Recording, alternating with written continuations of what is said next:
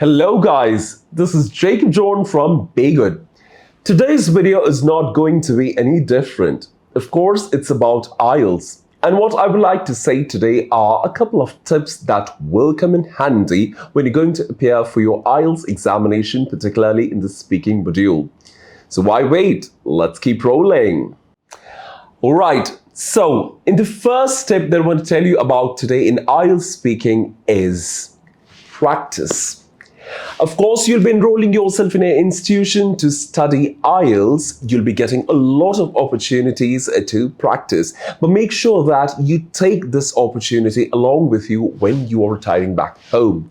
Why? It's because you don't have to lose the touch. Whenever you're speaking, try to engage in an English conversation with your friends, family members, or any kith or kin. That'll be really helpful.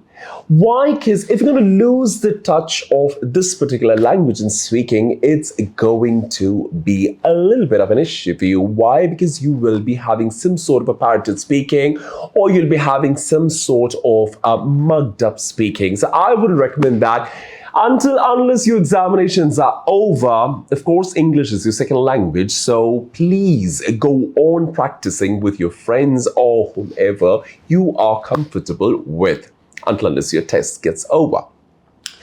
The next tip that I would like to tell you is please do not be afraid of giving wrong answers. The examiners are trained.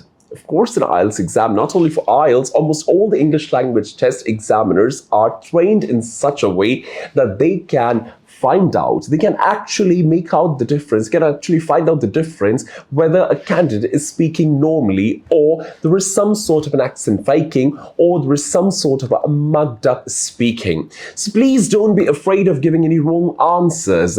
They won't be penalizing you. I'm not saying it, would you say it's partially correct or it's partially incorrect, but still, what I want to tell you, what I want to actually explain to you is like, let it go. Whatever answer you're saying, do not just stop all by yourself.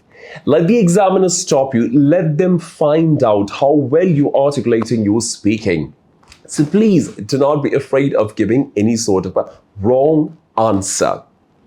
Well, furthermore, what I would like to tell you is please be relaxed. Of course, we have been through a lot of examinations when we're back at school or when we're in college, but still make sure that this is an international official examination and you have to speak formally, but it doesn't mean that you have to stress yourself.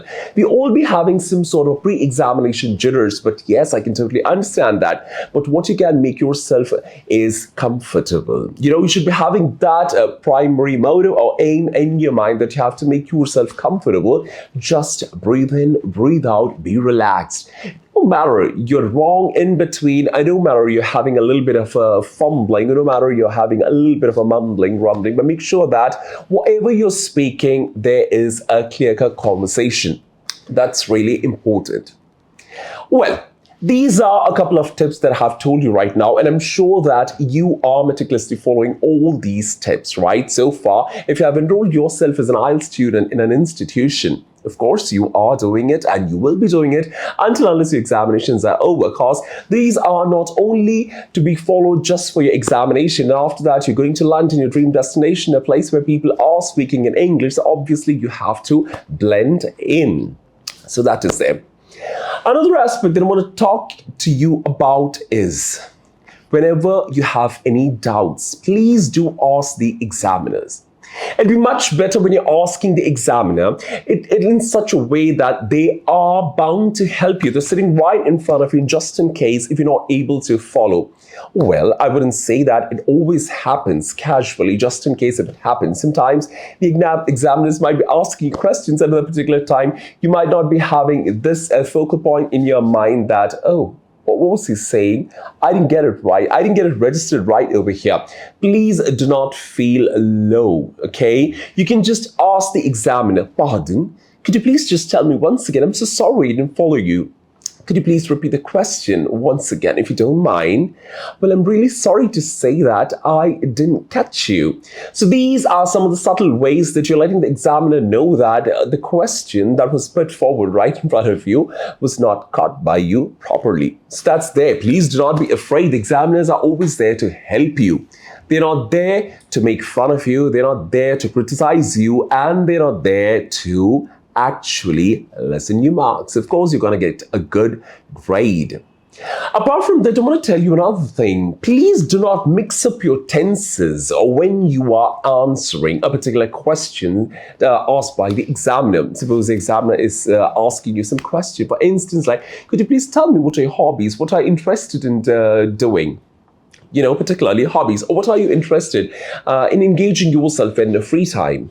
Okay, so that is something I used to. Please do not start your answers saying I used to. Well, I love to do this. I'm actually enjoying myself to do this particular activity, or I'm enjoying myself doing these type of activities. Say it in the present tense rather than just going back all the way back into the past tense, or sometimes mixing with the future tense and everything. Please do not do that.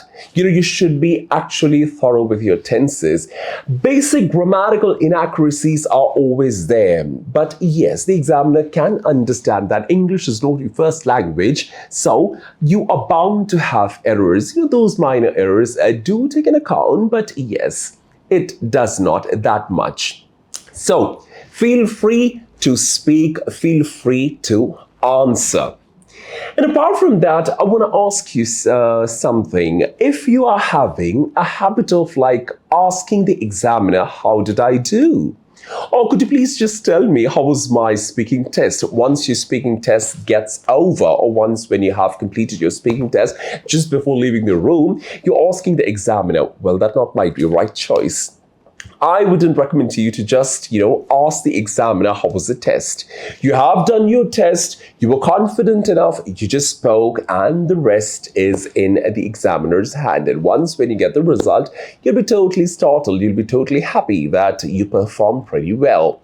So something in anticipation does not work out always. Anyhow, guys, these are a couple of tips that I have just told you regarding your IELTS examination, particularly in the speaking module. And I'm sure that these are just breadcrumbs. You might have got a large number of tips in store, and you are definitely practicing with all those tips in your mind. So these are not a big issue, or these are not a big task at all. Anyhow, I'll be eagerly waiting to say a couple of more tips for you to speak effectively in your IELTS speaking examination. Till then, take care and bye-bye.